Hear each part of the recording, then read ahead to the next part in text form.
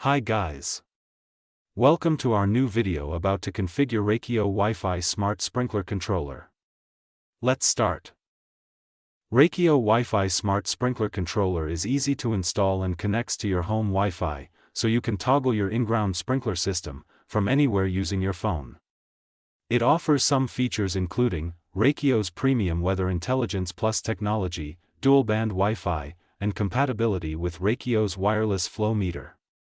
You can control from your phone or desktop PC. It installs in minutes and works with lots of other smart devices.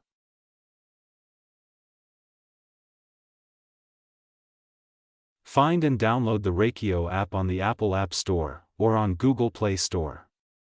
You can also install the app by visiting rachio.com/download. Once the app is installed, then create your new account. If you are the old user, then simply log in the app. Open the Rachio app and select Add Controller option.